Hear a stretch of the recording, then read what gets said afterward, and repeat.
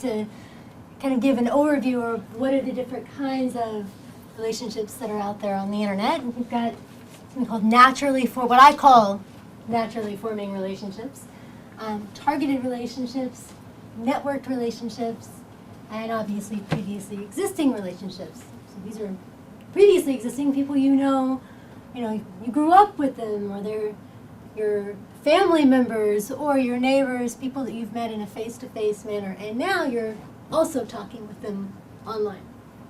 Networked relationships, we can all, Facebook.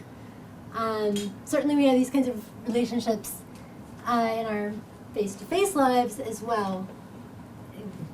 Person you meet you through the friend of a friend of a friend.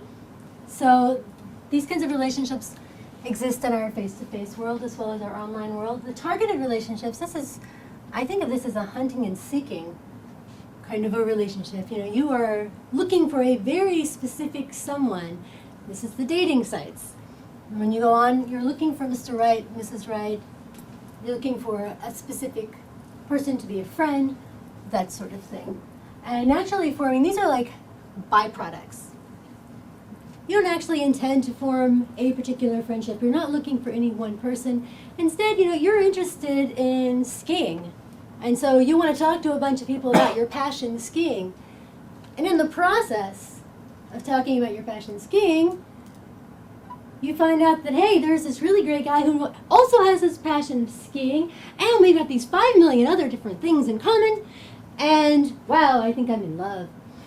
Okay, but you start out not looking for the guy to be in love with you. Start out wanting to talk about skiing. So these are some of the different kinds of relationships, and there are a number of unique factors, and I'm losing my words. There are a number of unique things about the internet. We'll just go with that. Things about the internet that can uniquely affect the way relationships form, but they affect them differently depending on the kind of relationship that we're talking about here. Now, before we go forward, I'm going to tell you a brief story about something that happened to my mother, a naturally forming relationship. My mother is not a very political person, but she began interacting on a blog in the comments section that dealt with politics. And she was having a great time getting into all kinds of debates and arguments and philosophical discussions and so forth. About a year ago, she called me and she said, "Oh, I need some advice. I don't know what to do. One of the other commenters has decided he's fallen completely in love with me." And I was like, "Well, maybe you want to," she was like, no. She's like, "I think he's like your age. He might even be younger." And she's like, and I don't know what to do. We've had this great interaction. We've been emailing each other. We've been talking about things. And he's a really fantastic person, but how do I handle this? He's actually on the blog in the comment sections, and he's saying things like, this is like the love of my life. And so I said, well, I gave her a little bit of advice. And what was interesting was that sight unseen, through the power of her words and her opinions, he had felt like he found his soulmate.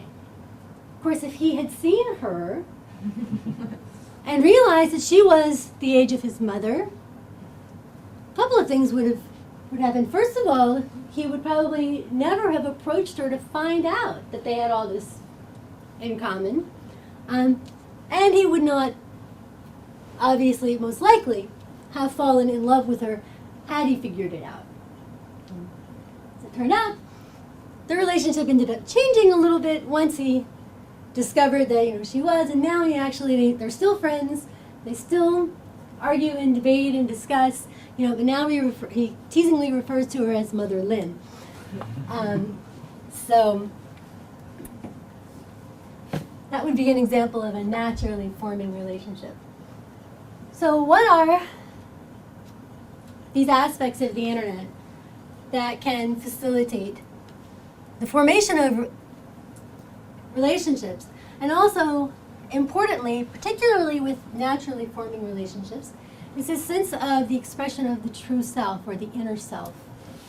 And just clarify quickly, a lot of people say, well, what do you mean people are running around having an inauthentic self, the self that they express to other people, it has nothing to do with who they really are? No. I think calling it the true self or the real me is kind of a misnomer. Basically, what the true self is it's the self that we present to people on an everyday basis easily and readily, and that we feel like other people perceive about us. But it is also additionally aspects of self that we have a very hard time getting across to others, but we feel that they're very important and self-defining. And so we may either not try to get them across because we're afraid of rejection, or we may try very hard to get them across, but for a variety of reasons, people around us either don't accept them or just simply like they don't see them. It just kind of goes right over their head. They don't code it that way. Okay. The first one is, we used to talk a lot about being anonymous on the internet. This was like back in the day, the dark ages of the internet. Now really it's more an idea of feeling non-identifiable. And surprisingly, people feel relatively non-identifiable even when, for instance, they maintain a blog and have their picture on there. People often feel non-identifiable even when they are using their real name. If you live in New York City and you're using standard, Rachel Johnson, there are probably a couple of hundred Rachel Johnsons in the metropolitan area, and you feel pretty confident that people are not going to go seeking you out. A lot of it, of course, is not true. I mean, you actually are far more identifiable than you tend to feel. But a lot of times people feel quite non-identifiable. They've got their picture and maybe a first name and so forth. And you never know who's actually reading your blog and so forth that you're not aware of. When you feel either anonymous or less identifiable, one of the things that this does is it frees people up from the expectations and the constraints that are placed on them by their family members, their friends, their co-workers, and so forth. You guys probably all aware of the fact that sometimes you're like a different person when you're with your friends than you are when you're with your parents. Certainly you try to project a different idea of the kinds of qualities that you've got, and you feel like you have all of those qualities. Again, it's not that you're being inauthentic when you're with your parents versus with your friends. You simply would prefer that maybe your parents don't know about some of these qualities.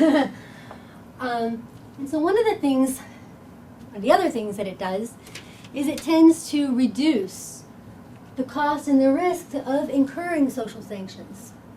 Because you may begin expressing some of these aspects of self and find that your partner or your friends, your family members, co-workers actively reject it. And this can come in a number of different ways. You feel like maybe you can be a writer and it's quite important to you, and your friends are like, you're crazy. You can't write your way out of a paper bag. And this can, of course, harm your self-image, your self-esteem, and so forth. It can also come with other kinds, depending upon the kinds of aspects of self that you are revealing. It can also come with much harsher social sanctions. You can lose a job. You can lose a relationship. Get some very firm rejection. So people tend to not disclose often many important things that they feel about themselves to to the people that they are nearest and dearest. What they do frequently do is they do something called the strangers on a train experience. And that's where they sit next to an anonymous seatmate on a train, plane, and they think they're never going to see this person again. And suddenly they are just telling them everything, right? It's all coming out, and they're like, you'll never see this, Of course, then, they go to the dinner party, 2 nights later, and their other person it's, the next door neighbor of your Uncle Bill or something, then. But generally, people engage in this kind of self-disclosure, intimate self-disclosure, when they don't feel it's going to come back and bite them. These people that don't know anyone in their social circle, stranger on a train. On the internet, when you feel like you're anonymous, people often engage in this same kinds of stranger on the internet disclosure. They're anonymous, the other person's anonymous. But the person doesn't get off the train at the end. Instead, you see each other again and again online in a chat room, or you continue to exchange emails from your semi-anonymous accounts. And these self-disclosures, instead of being a fly-by-night affair, lay the groundwork for a continuing and a close relationship. This, of course, would be more in line generally with the naturally forming relationships. We apply to that more so than to the targeted, and we'll talk of one reason why, targeted relationships, why that doesn't tend to happen. So more so with that first kind of relationship than with the others.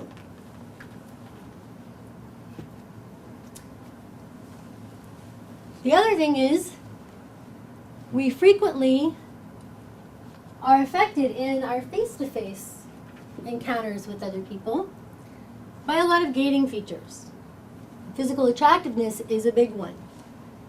We tend to filter what we think that the person is like based on their physical appearance, how they dress, their gender, their skin color, their age, and so forth. And we then look for confirmatory information rather than disconfirmatory information. So some information comes our way that it says, no, they're actually not like what you're thinking, they're quite different. We tend to dismiss that. And we stick with what we originally thought, even if it's incorrect. We're just simply not aware of it. We also have a lot of mannerisms, things like when you're nervous, you set off a lot of different kinds of cues. People are very good at picking up on that in a face-to-face environment. And we know that when people appear to be nervous, that they are not liked as well as those who do not appear to be nervous in a number of situations. And that's particularly true in dating situations.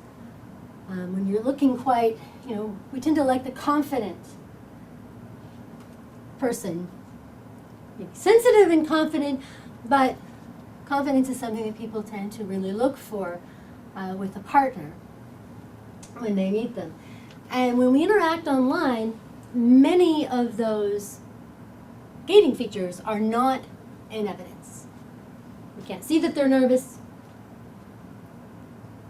So it takes them a little bit longer to respond, but hey, they were probably, checking their email at the same time, or they had another chat coming, and many, many things, were running to go get something to drink out of the kitchen. They don't know that if they had been talking to you in person, they'd be going, well, you see, so we don't get all those in there when we type back and forth.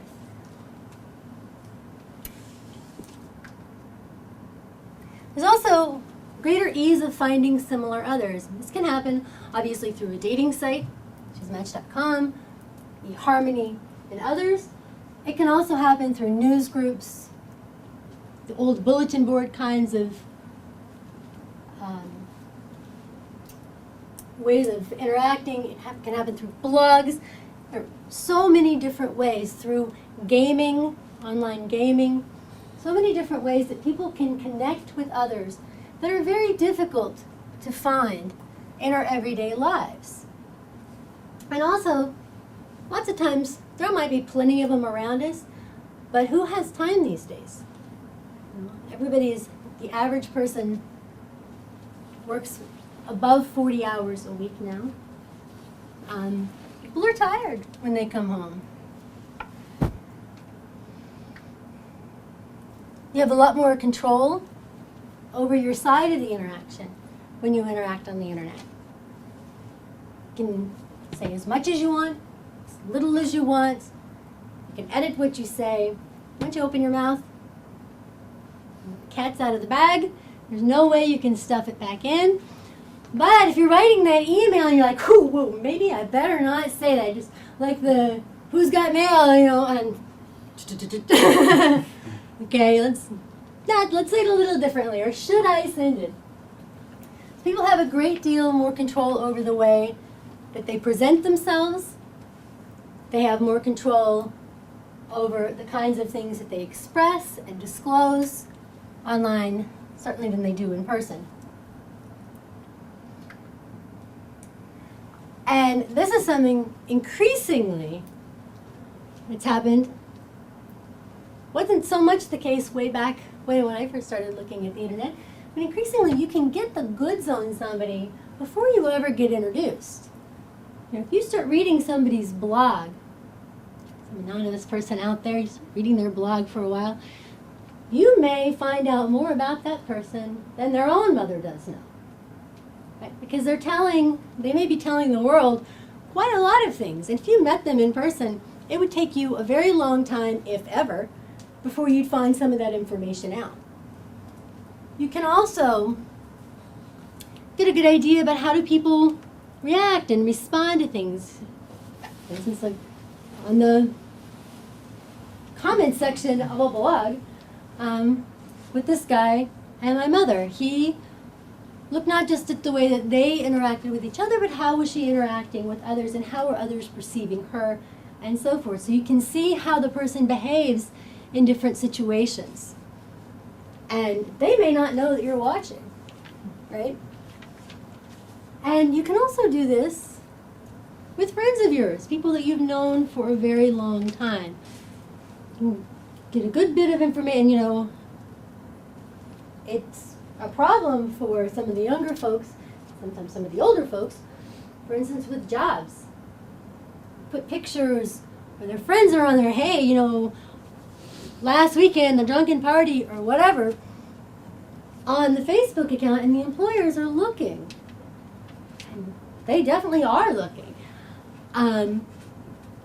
People may not get jobs as a result, or may get fired, and it's not uncommon for that to happen. So you're letting people know quite a lot more about you sometimes than you realize. Or at least you want some people to know about it, and unfortunately a lot more people are finding out about it than you originally intended. But this can also cue people as to, well, how interested are you in this person? Are they this going for them and that going for them? They're doing this, they're doing that. Certainly with the dating sites, you can kind of go down the list. Well, they like be X, Y, and Z. You know a lot about them before you ever get to the point of exchanging the first email. More so than, for instance, if somebody sets you up on a blind date, or you meet someone in a bar or a coffee shop, many of the other ways that people tend to sort of randomly meet people. I'm not talking about the more networked ways, or through one's job and that sort of thing, but kind of the equivalent, the offline equivalent of a dating site would be, going and meeting them at a bar or a cafe. Okay, so naturally forming relationships, we're going to kind of pop back a little bit and talk a little bit about some of the things we found about these little puppies. So they're friendships, romantic relationships that they develop out of the interaction, as opposed to those that took place because the interaction was the means to the relationship. And these the interaction was for the purpose of something else, and you're like, wow, and that person ended up being really cool. So you find these kinds of relationships through your hobby groups, work groups, could be through your church, synagogue, that sort of thing. Getting back to that idea of the expression of the true self online, one of the things that we found is that in naturally forming relationships, those who feel better able to express aspects of the true self or the inner self, those additional aspects of self they don't get across well face to face, those folks are the ones who are more likely to form strong online relationships with others in these kinds of hobby groups and blogs and so forth. And, whoops. I keep thinking I have to go over here to click something. This is new. If it is the case that expressing important inner and true aspects of the self online with someone you meet in one of these groups, it should be the case that these relationships become quite important to you. You should be motivated to not just leave them on the internet, but to make them a social reality, to meet them face to face. And they should also prove to be pretty stable over time, because this is now a special friend that's sharing something with you that you're not sharing with your face-to-face friends. You're not sharing with anyone else. And so way back in the day, I did a study where we found that it is the case that if people go on the internet and they start expressing through this kinds of self-disclosure with others online, these intimate aspects of self, that they start doing things like, this was back when like things like sending a photograph meant you had to like put it in an envelope and stamp on it, send it off. So that was a big thing, because that also meant giving up that anonymity. You had to give somebody a physical address to send it to. They exchanged letters, they moved to the telephone, they met in person, and this again was back in a time when people, meeting someone in person, aren't you afraid they're going to be like an axe murderer? You would get that quite a lot. But now, of course you meet them in person. They formed quite strong relationships. But one of the things that was really quite interesting was that they talked about, in many ways, both in the survey, also through a lot of our in-depth interviews that we did with people, the fact that these online relationships seem to develop much more quickly. And again, we think it's a self-disclosure that goes into it. Self-disclosure tends to be reciprocal. If it's appropriate, situationally appropriate, people will tend to like you if you've just disclosed something to them, intimate, not a factual thing, but an intimate thing, and you'd be like, wow, they must really have liked me a whole lot, because they just told me something that I could go and tell anybody. So, wow, I'm special. Then you tend to feel like you should respond in kind, and we know that people tend to make disclosures. It's like peeling an onion on a similar level. So I tell you something kind of intimate, you're going to tell me something, same level of intimacy generally. And then you're going to be like, wow, well, I just told you something intimate, so I must really like you for me to have told you that. So you get into this reciprocal, circular liking pattern. The more that's disclosed, the more that gets disclosed, and the more you like one another in the process. One of the things that was interesting was we found that people who were socially anxious and who were lonely in their everyday lives tended to be much more likely than others to go on the internet and express these aspects of selves, but it wasn't only these people. It's not just the socially anxious, and it's not just the lonely. We find that people actually are just average people, not pulled in college students, replicated this a number of times, that when they interact on the internet, aspects of this true self become much more accessible than when they interact with someone in person. With this, we did a real fun little thing. We just had people come in and list characteristics of the self that they feel they get across to people really easily, and that other people tend to pick up quite quickly. We call that the actual self. It's actually Tori Higgins's, in psychology, his terminology for it. And then we asked people to list characteristics that they really want to get across to people. They feel like it's self-defining, but they feel people just either don't get, or they want them to get it, but they just aren't getting it. And when we had them then talk on the internet or in person with a stranger,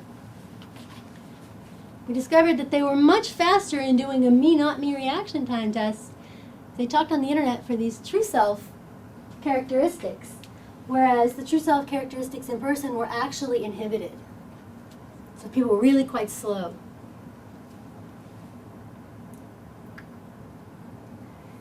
We also found they're better at actually getting across these true self characteristics when they talk to someone online than when they talk in person.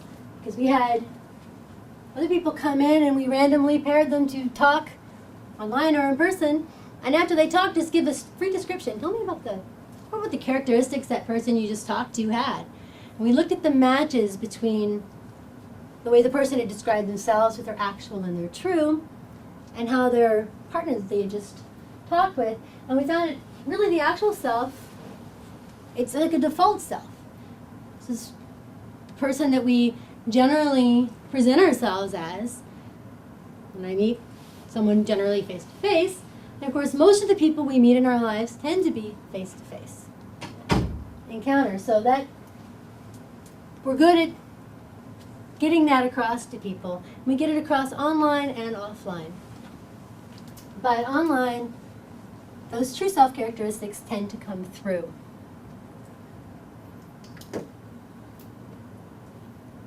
People tend to, with naturally forming relationships, they go through a process. Joe had also talked about this process. And in there you have, before telephone you usually will have, for instance, email. Depends on where they start out.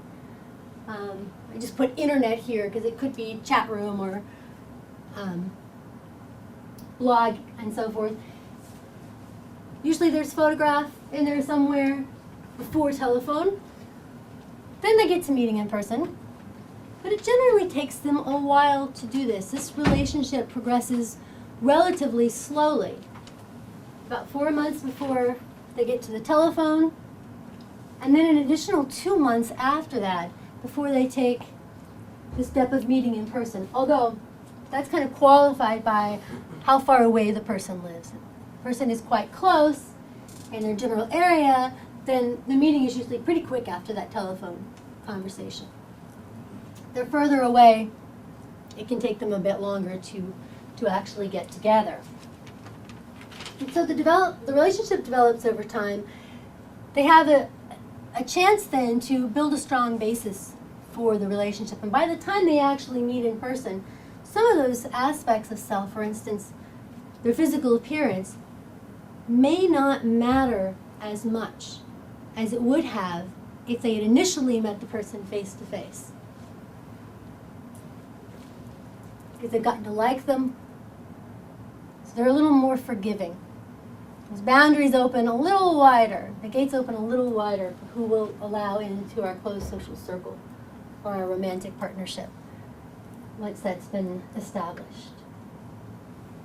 Targeted relationships, these hunting and seeking relationships, are different because in this case the interaction is specifically for the purpose of forming a relationship. It's like, yeah, I'm looking for one good man. You know, maybe are you marriageable kind of material?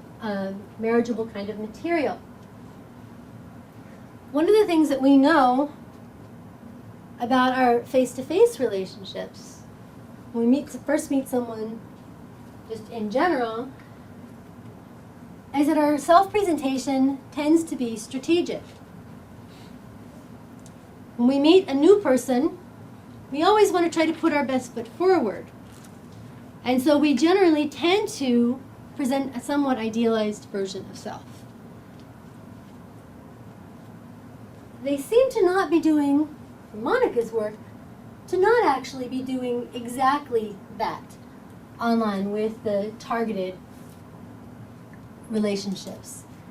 They are potentially fudging on their height or their weight. Of course, those are things that people tend to fudge a little bit, not so much the height, but certainly how much do you weigh? You know, ask a female that, and let me tell you, you're probably not going to get the correct answer. You know, I had friends who were like, yeah, you know, my driver's license, it says, you know, but I weighed that 10 years ago. If you ask her how, you know, how important somebody's job is, in person and online, they're quite likely to do a little bit of fudging there, make themselves seem a little bit more self-important. But interestingly, they are very into presenting this actual self, not so much the true self. They want to be the person that other people see me as.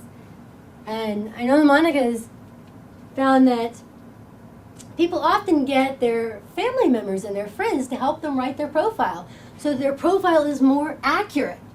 And so nobody can look and say, you know, you lied about X, Y, or Z.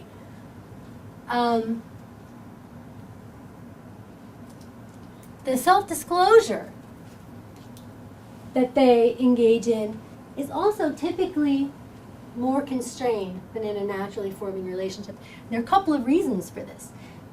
With the naturally forming relationship, again, it's kind of the stranger on the train. You're not actually expecting to meet this person when you start off the conversation. In fact, you think you're most likely not going to meet this person. You're giving them some information kind of as an aside.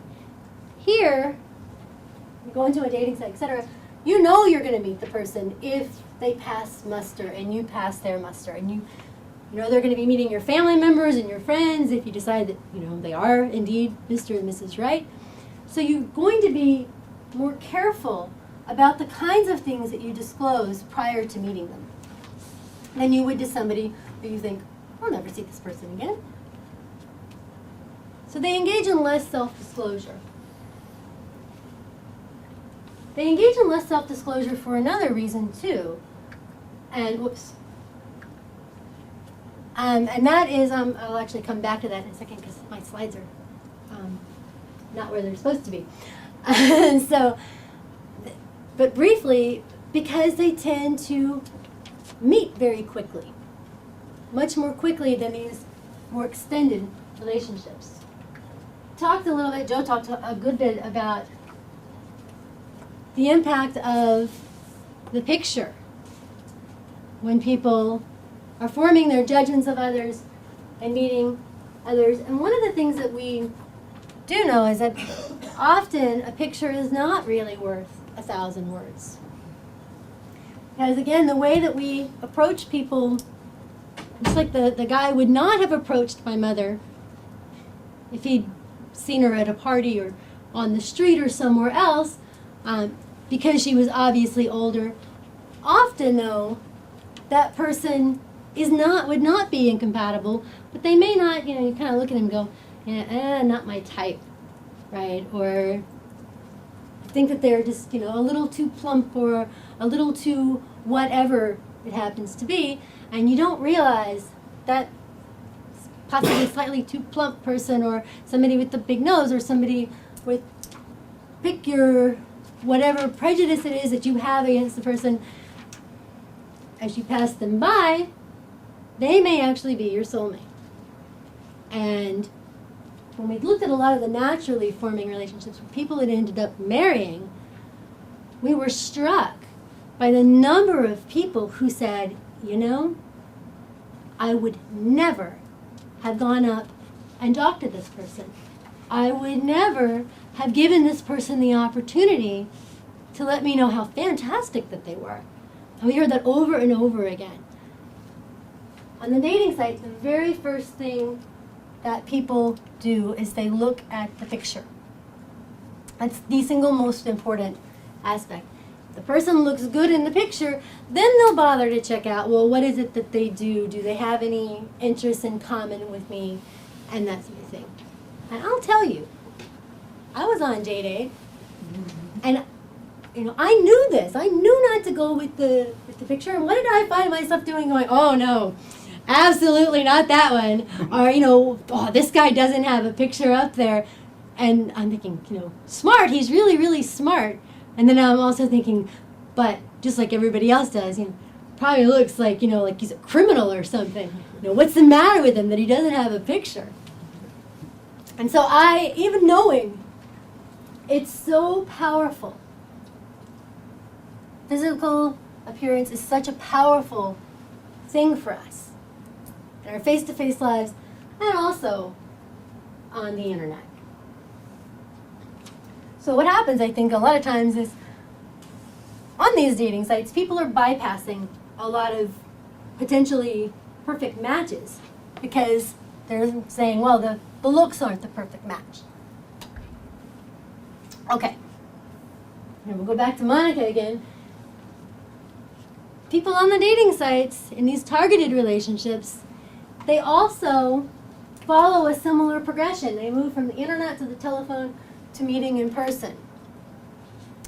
Research has shown generally they do that in 1 week. From first seeing the profile and sending off the first contact to actually getting together in person. And that certainly was again on J-Date, and I actually was on the J-Date kind of trying to figure out, this is back when I was trying to figure out, oh, what is it that is attracting people, and also trying to think of how we could do some studies using it, and so forth. But I would get contacted by people, and usually the introductory email that would come to me, or the chat, they saw me online, would be, you know, hi, you look interesting, here's my phone number, or can I have your phone number? You know, let's talk. And then pick up the phone, and about 10 words out of their mouth is, well, so when can we meet? I'm free on Thursday, how about you? You know, you're like, okay. And so they're not disclosing in these, they're meeting online, but there's no real disclosure going on other than what they've disclosed about themselves in their profiles. They're not sharing, they're sharing facts with each other. And that kind of disclosure is not the disclosure that brings closeness. Actual disclosure gives us some information about the person, but it's the intimate disclosures, the emotional disclosures that actually make closeness between people and that make chemistry between people. And they also are not going to have that inoculation where, for instance, the person arrives and they have put a picture of themselves that was from a few years previous, and so maybe they looked a little better than they do now. They look at that and they say, one, the person has lied. Or two, they say, well, absolutely, again, dismiss them because they don't really know anything about them other than what they've read in that profile. They don't have that, wow, but you know, I really, really like the person, so, you know, they don't look quite as good as they thought they might, but they're really a fantastic person.